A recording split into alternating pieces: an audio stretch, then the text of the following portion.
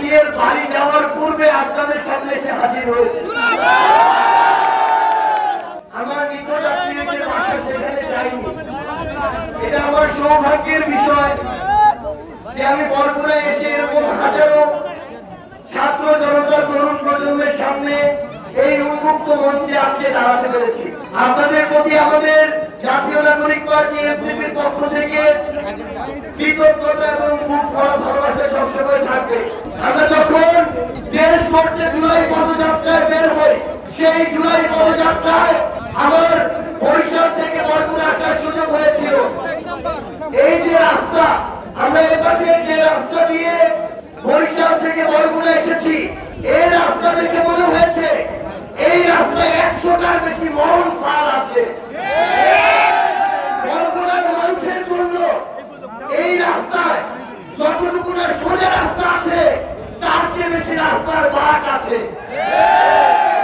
আমরা অন্তর্বর্তীকালীন সরকার সহ আমরা এনসিপির পক্ষ থেকে কমিটমেন্ট করতে চাই এবং আগামী বাংলাদেশে আমার এই বরগুনায় যারা রাজনীতি করতে চাইবে তাদেরকে স্পষ্ট করে একটা অঙ্গীকার করতে হবে যে বরিশাল থেকে বাইপাস হয়ে এই বরগুনা পর্যন্ত এই যে রাস্তা, এই রাস্তাকে এই বরগুনার মানুষের মরণ ফাঁদ হতে মুক্তি দিতে হবে। আমরা বরগুনা শহরের অনেকে গলিতে ঘুরেছি। এই বরগুনা শহরের রাস্তাঘাট দেখে আমাদের শুধু একটা জিনিস মনে পড়ছিল, ওই হাসিনা যে দেশ ছেড়ে পালিয়েছে। আমরা জানতাম ওই হাসিনা এই দক্ষিণবঙ্গকে নাকি উন্নয়নের জোয়ারে ভাসিয়ে দিয়েছে। আমরা এই বরগুনা এসে দেখি আজকে আমার বরগুনার রাস্তাঘাট বর্তমান পানি দিয়ে ভেসে যাচ্ছে।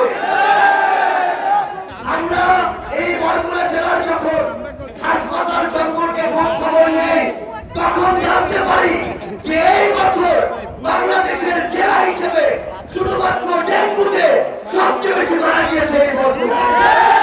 এই যে হাসপাতালগুলো, এই হাসপাতালগুলো এক একটা লুটপাটের কেন্দ্র হয়েছে।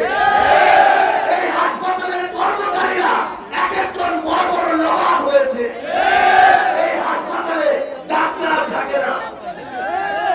আমাদের যারা সহযোদ্ধারা আমাদের বলেছে অভ্যুত্থানের সময় এই সদর থানার ওসি সামনে থেকে আমাদের সহযোদ্ধাদের লাঠিচার্জ করেছে। আমরা স্পষ্ট করে বরগুনার পুলিশের যারা রয়েছে, আমরা এসপি থেকে ওসি থেকে সবাইকে বলি, আপনারা বরগুনার জনগণের পুলিশ হয়ে উঠুন। যদি বরগুনায় কোন দলের পুলিশ হয়ে ওঠেন, তাহলে আগামী বাংলাদেশে আপনাদের আর জায়গা হবে না। দেশ করতে জুলাই পদযাত্রায় জাতীয় নাগরিক পার্টি এসেছে এই বরগুনায়। বরগুনার মানুষজন যে স্বতঃস্ফূর্ত ভাবে আজকের এই পথসভাকে জনসমুদ্রে পরিণত করেছেন, তাদেরকে জানাই আন্তরিক ধন্যবাদ এবং কৃতজ্ঞতা। প্রিয় বরগুনাবাসী, আমরা জানি বরগুনা এই দক্ষিণ উপকূলের একটি জেলা। নদী এবং সমুদ্রের সাথে সংগ্রাম করে যে জনগোষ্ঠী, তার নাম বরগুনা। বরগুনায় আমাদের যারা মৎস্যজীবীরা রয়েছেন, যারা আমাদের মজুররা রয়েছেন, কৃষক রয়েছেন, আমরা তাদের সন্তান। আমরা এসেছি আজকে আপনাদের কাছে। আমরা সেই তরুণ যারা জুলাই গণঅভ্যুত্থানে অংশ নিয়ে শেখ হাসিনাকে দেশ ছাড়া করেছিলাম। প্রিয় বরগুনাবাসী, আপনারা জানেন বিগত 16 বছর দেশে একটা ফ্যাসিস্ট সরকার ছিল। সেই সরকার দুর্নীতি, মাফিয়াতন্ত্র, মানবাধিকার হরণ সহ এমন কোন অপকর্ম নাই তারা করে নাই। সেই অপকর্ম থেকে বাংলাদেশকে মুক্তি দিতে, স্বৈরাচারকে মুক্তি দিতে দেশের ছাত্র তরুণরা রাজপথে নেমে এসেছিল। এই আপনাদের বরগুনার 10 জন মানুষ শহীদ হয়েছে জাতীয় বীর দ্বারা। তাদের কারণে আমরা আজকে নতুন স্বাধীনতা এবং মুক্তি লাভ পেয়েছি। আমরা সেই সকল শহীদদেরকে স্মরণ করছি শ্রদ্ধার সাথে। যারা হতযোদ্ধা রয়েছে, যাদের গায়ে এখনো বুলেট রয়েছে, যাদের অঙ্গহানি হয়েছে, তাদের কারণে আমরা স্বাধীনতা পেয়েছি নতুন করে, তাদেরকেও আমরা স্মরণ করছি শ্রদ্ধার সাথে। প্রিয় বরগুনাবাসী, আমরা জানি অনেক লড়াই সংগ্রাম করে আপনাদের উপকূলে টিকে থাকতে হয়।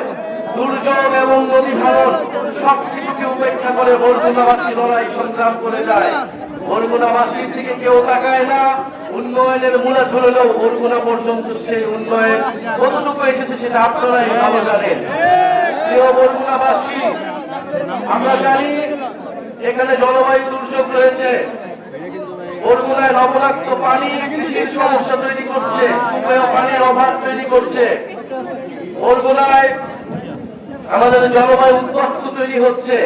পুরা বাংলাদেশের আমরা বলি যে আগামীর দিনে বঙ্গোপসাগর হচ্ছে আমাদের ভবিষ্যৎ এবং সম্ভাবনার জায়গা।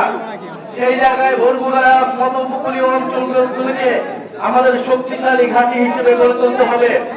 জাতীয় নাগরিক পার্টি সেই জায়গা থেকে বরগুনাবাসীর প্রতি কমিটমেন্ট রাখছে। বরগুনার প্রতিটি নদী আমাদের রক্তধারা, বরগুনার জেলে মজুররা আমাদের পরম আত্মীয়। প্রিয় বরগুনাবাসী, আমরা জানি জুলাই গণঅভ্যুত্থানের পরে চাঁদাবাজ এবং দুর্নীতি আবারও চেপে বসেছে বাংলাদেশ রাষ্ট্রে। আমরা বলেছিলাম যে চাঁদাবাজ এবং মাফিয়াদের যে সিস্টেম টিকিয়ে রাখে সেই সিস্টেমের আমরা পতন চাই, কিন্তু দেখেছি যে সেই সিস্টেমকে আবারও টিকিয়ে রাখতেছে একটি দল, চাঁদাবাজ এবং দুর্নীতিকে প্রশ্রয় দিচ্ছে একটি দল। আপনারা কয়েকদিন আগে ঢাকায় দেখেছেন এই বরগুনা এলাকার সন্তান সোহাগকে কিভাবে বিভৎসভাবে পাথর দিয়ে জনসমুখে সবার সামনে হত্যা করা হয়েছে।